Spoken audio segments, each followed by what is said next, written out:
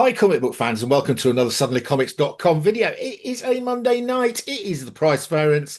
I am here with everybody's favourite Canadian, everybody except Stephen Gentner, that is, who is not, Alan is not his favourite Canadian, he tells me. Oh Anyway, no.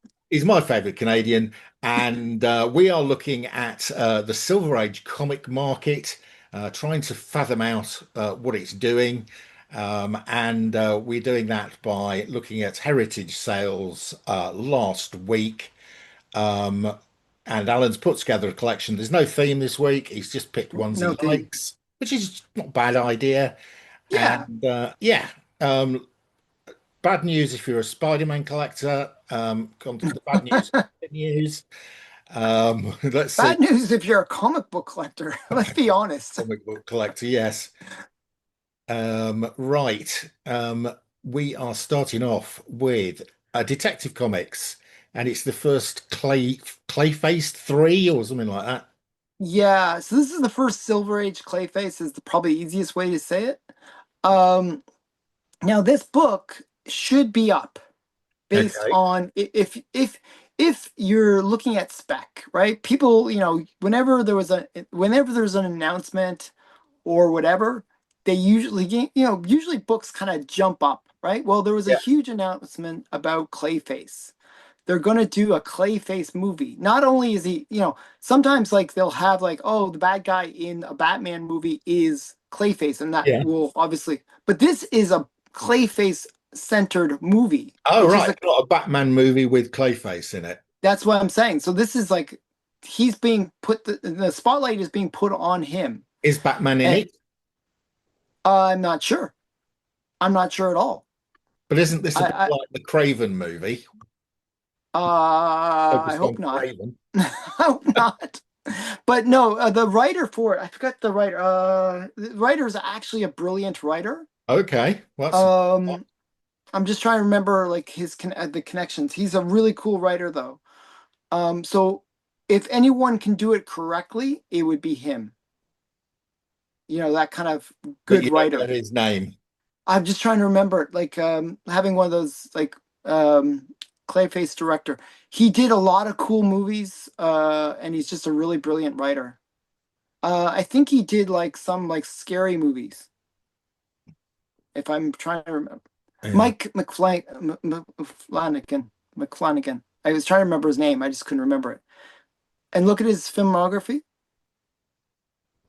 Mike Flanagan. Yeah. Mike Oh, Flanagan. yes. I recognize the face. Yes, he did a bunch of things. Look, what's his filmography? I'm just trying to find him here. Mike Flanagan.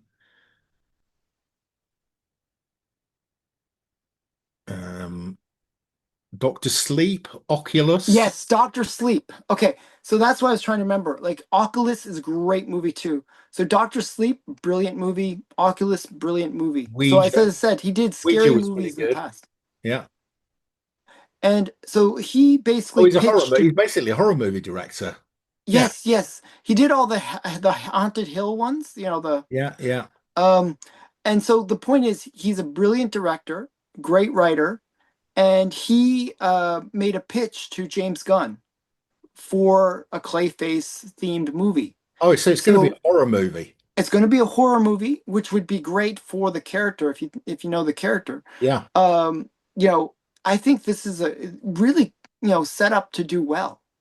I Right. think That sounds interesting. Right. yeah. Okay. So I figure with that kind of hype behind it, this book should be up. If it's not up, well, And I don't know is what to it this say. character? Is it Matt Hagen? It's this version I'm of. not sure. It'd probably be okay. So which This is I'm about. not There's sure. about four clay faces, isn't there? It's the one where it's the actor that gets messed up. I'm Okay. not sure which Clayface that was. Right. Okay.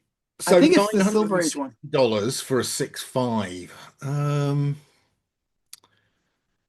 Well, Seems, this is a key. And that sounds but it was okay. actually a very affordable key, Yeah, exactly. believe it or No, not. it sounds okay to me. Let's have a look. Yeah, it is okay. Um, Yeah, it's got a it's crazy, down on the previous sale, but it's still but the overall trend looks like it's well, up. the overall trend is excellent. So that's that's just pre-COVID here at Of what is that? 439. Okay, so it's double that. Yeah, so this has done really well in the last 4 years. Yeah. I mean, And I it think where's COVID, not 970 peak there. So it's at the COVID peak. yeah, This actually peaked after COVID. So this is doing quite well, Alan. I think this has had a good effect on this comic. yeah. I mean, this is a cool book.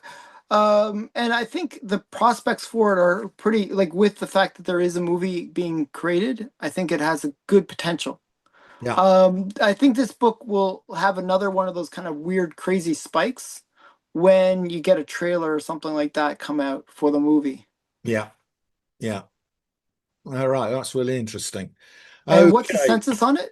Just the quick, census won't be that huge because it's DC. It's not a number one. 639. really low census actually, if you think about it. Yeah, Wow, okay, that's a cool book. So I've yeah, got a low grade of this. I have a mid grade. Yeah. Yeah. Right. Okie doke. That was a good one to start with. Here we go. Now this is really This is borderline golden age, silver age here. this is a borderline golden age book. This is a really cool one. Actually, in some auctions, they would put this in the golden age They section for would, some reason. yes. Yeah. I mean, if you see this, it looks more golden age than it looks silver age. Yeah, very golden age look to it. So this is Yellow Claw #1. Yeah. It is also the first appearance of Wu. What's his name? Something Wu. First appearance of Yellow Claw and Jimmy Woo. Is he the Jimmy Agent of Woo. Shield? Jimmy Woo. I think he's in Agents of Shield. Yeah. I think he was in the Agatha All Along. Not Agatha All Along. WandaVision. One Division. That's right, he was. And Alan, he was in, I believe he was in Ant-Man as well. yes, I think he was. Yeah, they've used him. So he's a character. He's not like a main character, but No, he's a he's an support. FBI agent that's Yeah, got he's a a bit of supporting humor to him. character. He's a sort of agent of Shield who's not Nick Fury. Good, yeah, that's a good way to describe him. So yeah, so kind of a cool book. 1950, what? 56. So this is you 56, can right tell at by the the gold. well, you can tell it's really early Comic Code Authority because of the size of the Damn, yeah, Comic Code and it Authority. does have a very golden age feel to it. It does have a very golden age feel to it. Yeah, it's a cool cover. This one, it is Yellow Claw, but it has almost the claw feeling to it, whereas his hand is kind of like, reaching out like that. Yeah, I always thought this was a cool book. right. Um, yeah. And it's rare as So well. I think this is hard to find. I don't think there's going to be 2,000 copies of this. I think this is the same grade as my copy, believe it or not. Oh, is it? Okay. Is yours Yeah. graded? No, it's raw. Or okay, so $1,560. So Alan, how much did you pay for yours? I think mine has some restoration. Oh, okay. All right, fine. So So mine was cheap. I think mine was like four or $500. okay. Still a nice comic to have. Hmm. Oh, there you go. Wow. Record. A record. Mind you, it hasn't sold for 11 years. Uh Yeah, but that's a nice trend line. it's a very nice trend line. I mean, that's in a way, I love these books like that are like this, where we can ignore all the COVID stuff, we can ignore all of the COVID drop stuff, and we just see where it would be, Yeah, with all that kind of filtered out. all the noise taken away. Well, Alan, I Yeah. think you need to get yours graded. There's only 92 graded copies of this. Yeah, it's a hard book to find. Yours would represent a 1% of the total population. Yeah, 1%. So, Um, I think you need to be getting yours graded. yeah, I'll have to look. I thought mine had some restoration or something. There was something weird about it, but it's a cool book. Even so, that 90 number includes all the restored ones. Hmm. So yeah, so how much did it sell for like 10 years ago? Uh, it sold for $202. Wow. So it's up It's up like seven. 7 times. Yeah, no, that's fine. That's beating inflation quite nicely. That's way more than inflation. At least I hope inflation's not 7 times. That'd be brutal. Um, wow, that is a really impressive, increase. There is a major YouTuber who does pump this one up. Oh, If really? you've ever watched uh, Silver and Bronze Gods, Oh, yes. the guy on there, one of them, he's always talking about Yellow Claw, Oh, really? and it Okay, has well, been, that's good. and he has been for about 5 years. So I think he's driven the price of this up. I feel like it's the same as me and Zombie Tramp Yeah, or something like that, right? Where it's like I babble about certain books and then they actually go yeah. up. You need to be careful. Well, Or the ferret. you're like Like I babbling think the about them when ferret has you've gone got up because them. me. You just yeah. Right. Good one. There you go. Record. It's nice to see a record It finally. is. Yeah. Okay. And X-Men. Now we saw a few strange records on X-Men the other week. I wonder if that. Yeah. Hmm. So the reason I picked this one was we had a crazy record with that second Juggernaut book Yeah, last we time. did. Well, there was two And of when I saw this price, I was like, oh, this is seems like a weak price compared to the other non-key that went crazy. I'm not sure about. Um, so this one seemed a little low. I mean, Oh, it is a nine this six is rather not a than a key nine issue, eight. is it? This is not a key issue. Not a key issue. Super Adaptoid appearance. Mimic leaves the X-Men. I mean, Nothing really major. yeah. But it is early Johnny X-Men. Storm It's goes to college issue. Right. yeah, it's a X-Men 29, high grade, 9.6. Cool cover. Yeah, cover's okay. Um, Yeah. right. It's a record, Alan. Wow. What's going on with these early X-Men? I would have thought this was I low know. because I don't know. just Something's funny going on because they're bucking the trend at the moment. That's three X-Men records we've had in a couple of weeks. and the interesting thing was like this one what like the that other one was just crazy. I think it was like 30 some odd thousand or something. It was something insane. Yeah. So when I saw this, I was like, oh, okay, well, if that one went for like some crazy number, this seems low No, comparatively. this is a high sale. Wow. What's the COVID price? The COVID price on this one, And that's adjusted. You're looking at adjusted right there. that's true. $700. So, this is way up. This is double Wow, the three COVID, times the two COVID or three peak. times the COVID price. Wow. That I don't know what's going on. Somebody must have really wanted this. I'm just worried that these have been manipulated by the person who said the market would recover by October. Yeah, maybe. I think it seems like I'm totally right.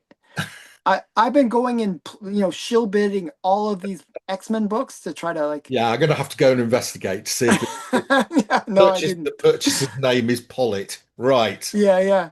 But well, I mean, there has to be two people that are chasing after this one book, right? Well, you could be What's the bidding census yourself on off this book? just to skew the market. Yeah, what's the census on this book? I mean, this book, like these X-Men are fairly common, I thought. Yeah. Well, 955. Well, that's actually pretty low. Yeah.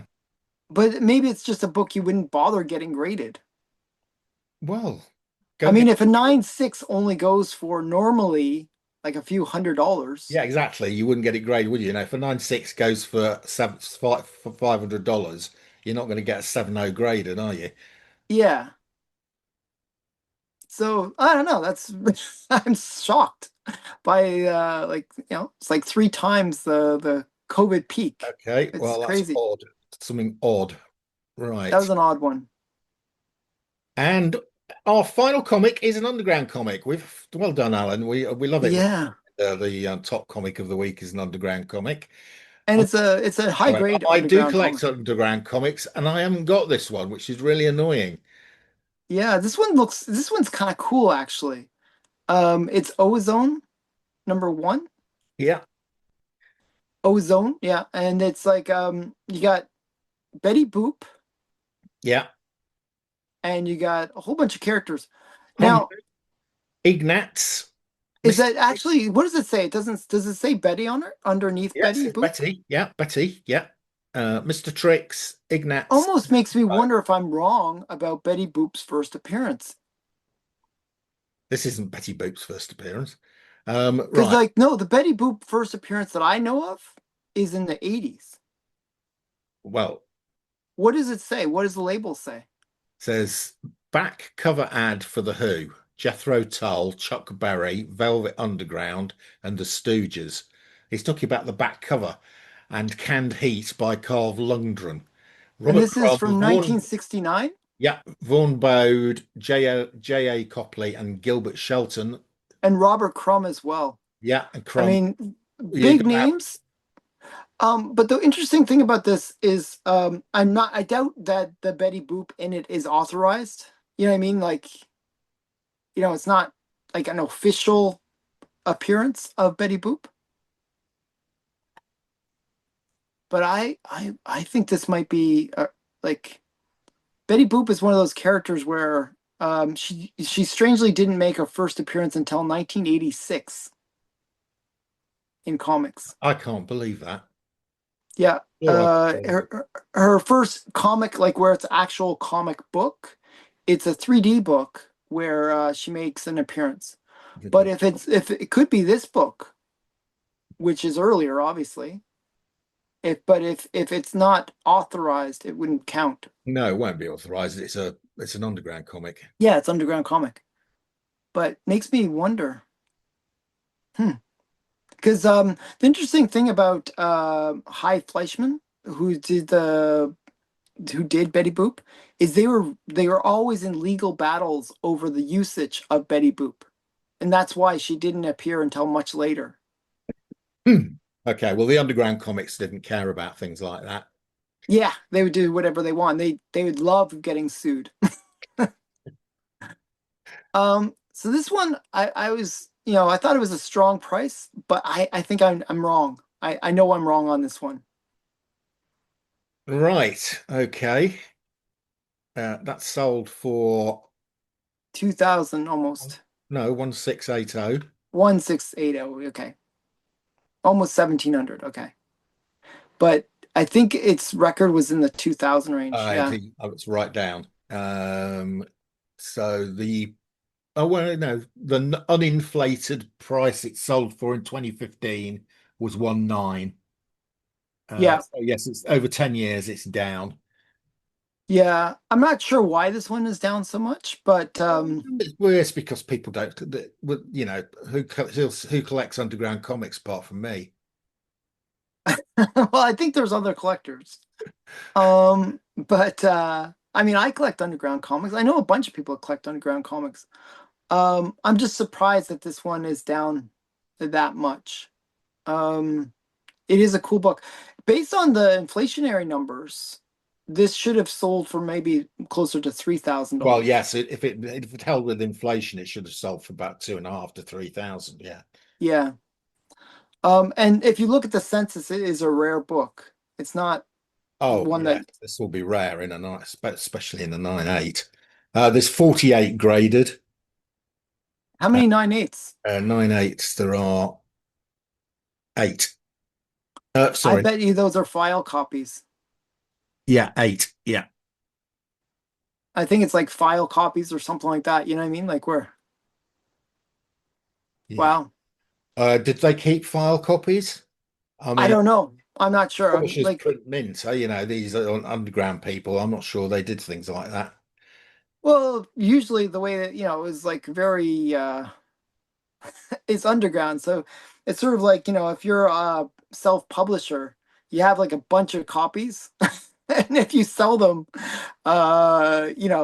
you sell like most of them, then there's no extras, then you have no file copies. But if you don't sell them all, then you have file copies. So You know what I mean? 7.0 sold for $100 in August this year. I, Okay, I might pick this book up. I think this I is I kind of a cool I would book. definitely have paid $100 for that 7.0. Yeah, I think this is a cool one. Yeah. So yeah, I like this book. I'm not sure. I have to check my. Good I luck. have a. Good luck finding it. Yeah, I have a long box where I have a whole bunch of underground. I'm not sure if I have this one. I might even already have it. Yeah, Um, I definitely haven't. I hadn't seen this before. but I thought it was cool. Sadly, we can't have all records, but we got a couple, so that's good. Not bad this week, Alan. Not bad this week. Bit more Yeah, challenging. yeah. I mean, watch X-Men. What's going on there? Well, I think there's something odd. That was an odd sale. You That was a remember crazy X-Men sale. 1 was down badly last week. You know And what's interesting? Like you'll see a sale like that where it's just crazy. Like, but that same person probably could have gone to eBay and bought it for like a third of the price. You know what yeah, I mean? exactly. Yeah. I think there's just like these people that get excited with the auction and then overpay by a lot. Like a lot. That was like that was just a yeah, that's like a Well, skewed maybe they'd sale. like to come and buy some of my comics because those are the type of buyers I like. Yeah, I know, where they just don't think. Um, but I've done that like many times where I've watched the auctions and I see some book just go like loopy, like just like totally off the trend line. And I run over to eBay and then buy whatever copy I can find of it. I did that a few times and I was just like, yeah, I was just like Yeah, shocked yeah. by Well, how It's crazy. like that Aquaman we saw today. Which sold for nearly $8,000, and I found a nice mid-grade copy for £30. Exactly. Yeah, yeah. You know, um, So I don't know. So sometimes it's kind of fun. So okay, that's it for this week. that is I it for don't know this what else week. to say. We'll be back next week, looking at the hottest or coldest Silver Age comics. Thanks, Alan. Thank you.